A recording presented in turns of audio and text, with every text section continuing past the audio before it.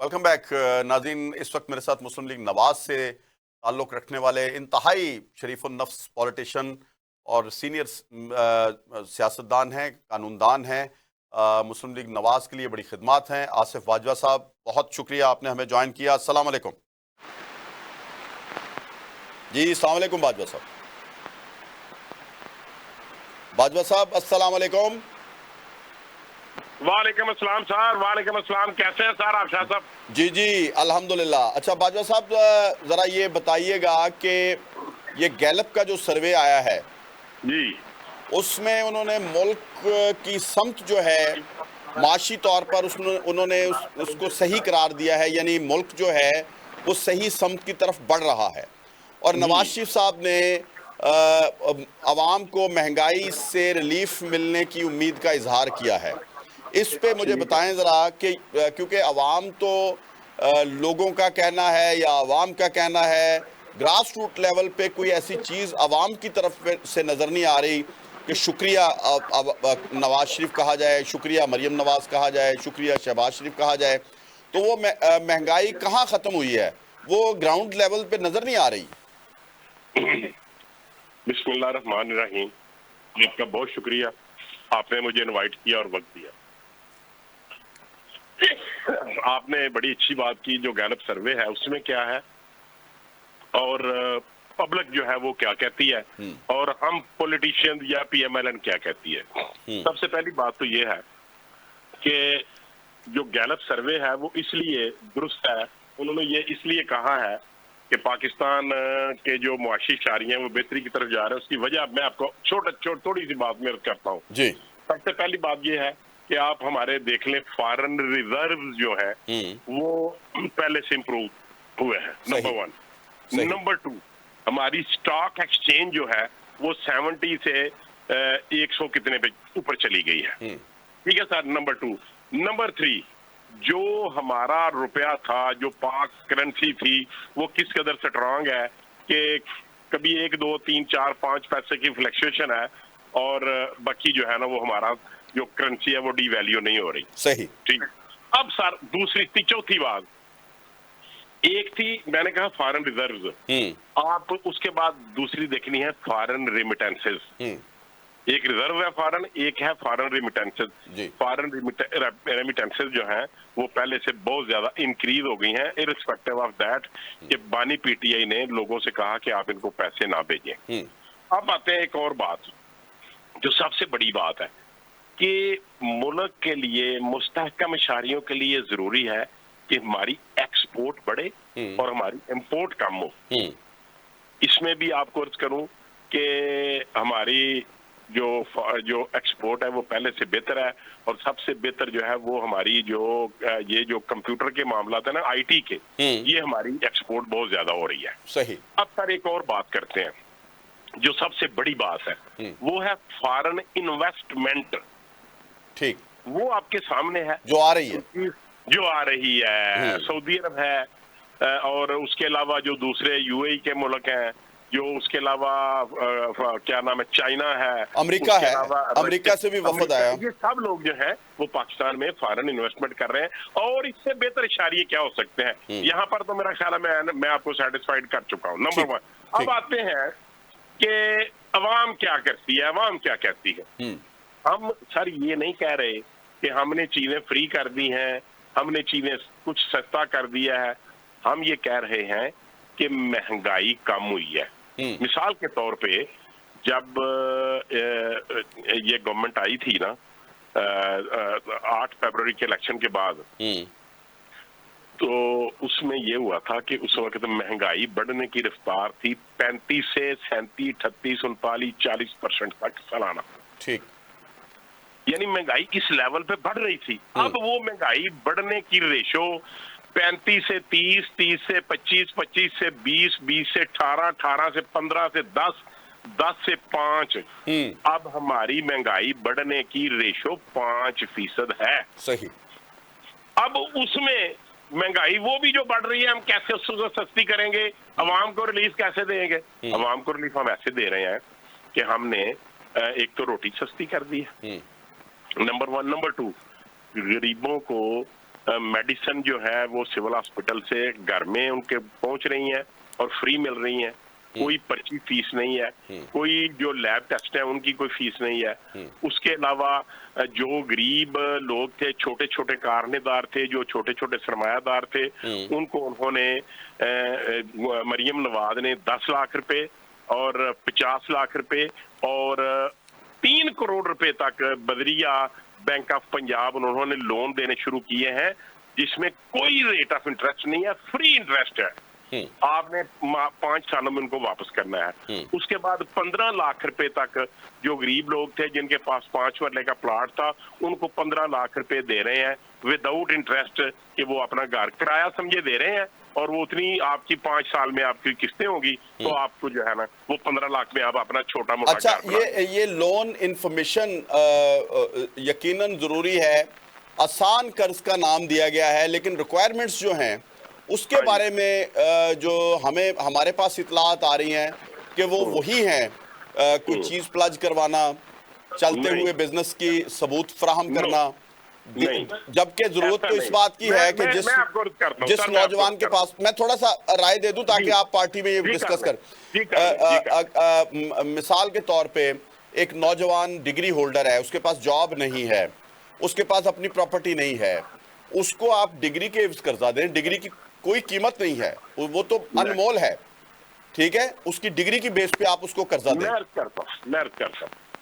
मैं आप मुझे इजाजत है? जी जी प्लीज। उसमें ये है कि एक ही मिसाल दूंगा कि मरियम नवाज साहबा ने ये किया कि जो लोग प्रोफेशनल डिग्री जिनके पास है, मिसाल के तौर पे सॉरी, जिन लोगों ने महकमा एग्रीकल्चर यूनिवर्सिटी से जो मास्टर डिग्री होल्डर है प्रोफेशनल, अगर उनके पास जॉब नहीं है तो उनको 60,000 रुपये महाना गवर्नमेंट जो है वो दे रही है। नंबर 1, ठीक है जी। नंबर 2, जो सिंपल किसी ने BA या FA किया है, तो वो तो लोग ऐसे नहीं है ना सर कि उनको कोई ऐसे पैसे दे के फिर वापस भी लेने हैं ना। नहीं, BA FA नहीं, मिसाल के तौर पे MPhil लेवल पे किसी शख्स ने डिग्री कर ली है किसी भी डिपार्टमेंट में। देखें अगर किसी ने उर्दू में MPhil कर लिया है, अगर किसी ने पाक स्टडीज में MPhil कर लिया है, तो इस तरीके से नहीं है। लेकिन जो लोग स्किल्ड हैं, जो प्रोफेशनल हैं, जो प्रोफेशनल काम कर सकते हैं, लोगों को रोजगार दे सकते हैं। सर मैं आपकी मुश्किल आसान कर देता हूं जवाब देने में। मिसाल के तौर पे मैं मीडिया से रिलेटेड हूं, अब चले एंकर को तो आप छोड़ें, जो रिपोर्टर है उसको भी साइड पे करें। अब स्किल होल्डर यहाँ पे प्रोड्यूसर है, यहाँ पे एडिटर है, यहाँ पे हमारे पास कॉपी के लोग हैं। अगर इन लोगों को आप डिजिटल मीडिया, आप पूरी दुनिया में उसकी अहमियत आपने देख ली है, अब बहुत बड़ी अहमियत है सर। अगर इन लोगों को आप छोटे छोटे लोन्स दें, क्योंकि सारा बिजनेस मीडिया पे ट्रांसफर हो गया है, और ये लोग अपने अपने ऑफिसेस बना के खुद कफील हो जाएं, बल्कि जॉब क्रिएटर हो जाएं, जॉब सीकर ना हो, ठीक है, तो आपको कैसा लगेगा पंजाब में? हम जैसे लोग तो आपको राय दे सकते हैं। सर ये आपकी राय बड़ी मुकद्दम है, आपकी राय हमारे लिए बहुत ही अहमियत रखती है, और मैं आपको कर दूं कि इसके लिए भी आपको पता है कि जो आप लोग मीडिया से तल्लुक रखते हैं, इनके लिए बेनजीर इनकम सपोर्ट के अलावा जो मोहतरमा मरियम नवाज साहबा ने लाहौर में एक हाउसिंग सोसाइटी जो है वो, उसके मतलब तो आपको पता ही होगा। जी जी, वो 250 एकड़ जो जमीन है वो मुख्तस की है, क्योंकि वो आपका अपना है, इसलिए वो तो आपको जरूर ही पता होगा ना, इसलिए मैंने कहा मैं क्यों डिटेल बताऊं। जी जी जी। अच्छा, अब गवर्नमेंट ये कर रही है कि वो लोग जो पहले सिर्फ 2 साल से जिन्होंने इनकम टैक्स रिटर्न दाखिल की हुई है, और उनके पास अगर कोई जाती प्रॉपर्टी नहीं है, चाहे वो किरायानामा भी किसी का दे दें और ये शो कर दें कि उसने 2 साल से इनकम टैक्स दिया हुआ है और गोशवारा दिया हुआ है, इनकम टैक्स भले नहीं दिया, सिर्फ गोशवारा दिया, इनकम टैक्स रिटर्न फाइल किया है, उसको 10 लाख रुपए से 50 लाख रुपए तक विदाउट इंटरेस्ट उनको दे रहे हैं, और बगैर गारंटी के दे रहे हैं, सिर्फ पर्सनल गारंटी के ऊपर दे रहे हैं। ये बात है। और 3 करोड़ रुपए तक का जो कर्जा है वो दे रहे हैं आपको प्रॉपर्टी पर। देखें 3 करोड़ एक बहुत बड़ी रकम है जी। उसके लिए कुछ ना कुछ तो देखें, आपको कुछ ना कुछ जो बैंक दे रहा है उसको रिटर्न भी तो लेनी है, सही। गारंटी भी तो लेनी है। इसलिए ये एक बहुत बड़ा काम है। इसके अलावा मोहतरमा मरियम नवाज साहबा ने 10,000 ग्रीन ट्रैक्टर जो है वो 40 लाख 42 लाख रुपए का ट्रैक्टर है, सिर्फ 10 लाख रुपया लेके वो बाकी पैसे खुद से दे रहे हैं। उसके अलावा मरियम नवाज साहबा ने एग्रीकल्चर के लिए जो एक जो फोक कंट्रोल प्रोग्राम है या फूड सिक्योरिटी प्रोग्राम है, उसके लिए सुपर सीडर है या पाक सीडर है 60-40 के ऊपर, और उसके अलावा दीगर जो एग्रीकल्चरल इंप्लीमेंट्स हैं उनको 60% की सब्सिडी पे, यानी 60% गवर्नमेंट पे करती है और 40% जिम्मेदार जो है वो पे करता है, उनको जरिए लाभ दे रहे हैं। सही। और अच्छा, ये तो सोलर सिस्टम जो है वो भी देने जा रहे हैं। ये तो सिर्फ एक साल में ये प्रोग्रेस है सर, ये तो सिर्फ एग्रीकल्चर की बात हो गई, इस पे कभी फिर बात करेंगे।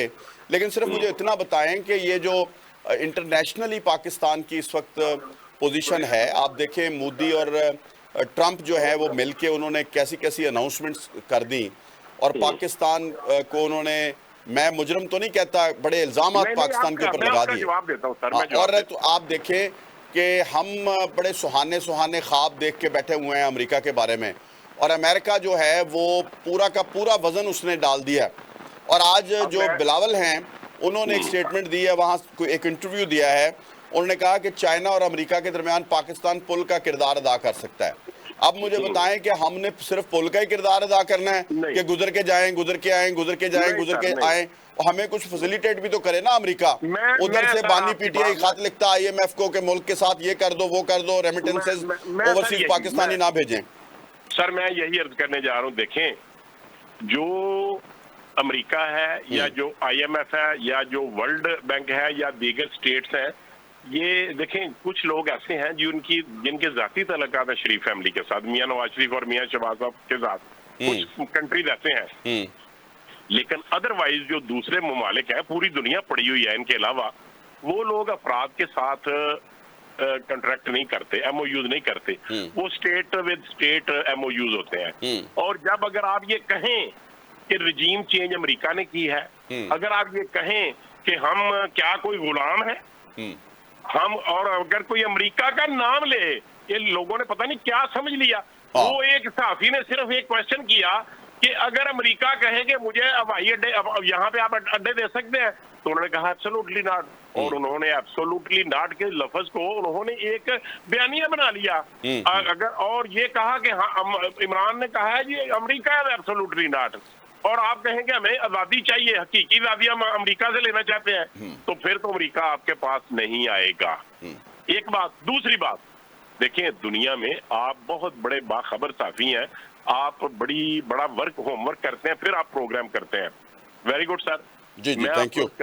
मैं आपको ये अर्ज करूं सर, जो चाइना पाकिस्तान के साथ इन्वेस्टमेंट कर रहा है, क्या चाइना इंडिया के साथ भी वही कर रहा है? बिल्कुल ऐसी बात नहीं है। चाइना इंडिया के साथ 1 रुपए की इन्वेस्टमेंट नहीं कर रहा। बिल्कुल ठीक। अब आते हैं अमेरिका की तरफ। अमेरिका की तरफ जब आपने उनको नाराज किया, जब आपने उनके खिलाफ स्टेटमेंट्स दी, तो फिर अमेरिका को हमें मनाना पड़ेगा, अमेरिका को अपनी लाइन पे लाना पड़ेगा, और हम इंशाल्लाह इसमें भी कामयाब होंगे। नहीं तो ट्रंप के होते हुए ये मुमकिन है, क्योंकि वो तो 100% मुमकिन है। दुनिया का सर एक जमाना था, मियां शहबाज साहब जो है, मियां शहबाज साहब ने जब इमरान न्याजी ने पाकिस्तान को आइसोलेशन का शिकार कर दिया, पूरी हमारे कोई हमसाया हमसे अच्छा नहीं है। सर मेरी अर्ज सुने कि एक जमाना था कि जब ट्रंप, इमरान खान और मोदी की हुकूमत थी, तो उस वक्त 3 इडियट्स का लफ्ज इनके लिए इस्तेमाल किया जाता था। तो आप इनके होते हुए कोई बेहतरी की तवक्को रख सकते हैं इंटरनेशनली? देखें सर मैं ये अर्ज करूं, एक सकता है वो लॉबिंग करता है, लॉबिंग कंपनीज हायर करता है कि आप मेरे लिए करारदाद पास कराएं। सही।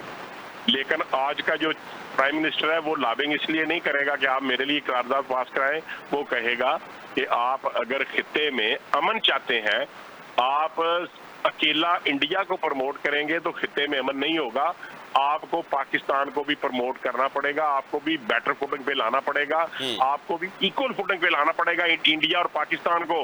हम ये लॉबिंग करेंगे और इंशाल्लाह हम कामयाब होंगे। बिल्कुल ठीक है, बहुत शुक्रिया आसिफ बाजवा साहब प्रोग्राम में मेरे साथ मौजूद रहे। नाज़रीन, प्रोग्राम का वक्त चूंकि महदूद होता है और हमने कोशिश करनी होती है कि जी तमाम सवालात के जवाबात लिए जाएं। फैसला आपका कि जी हम किस हद तक कामयाब हुए। आज तक के प्रोग्राम के लिए जवाद शमसी और मेरी टीम को इजाज़त दीजिए। आपसे आइंदा प्रोग्राम में मुलाकात होगी। अल्लाह हाफिज।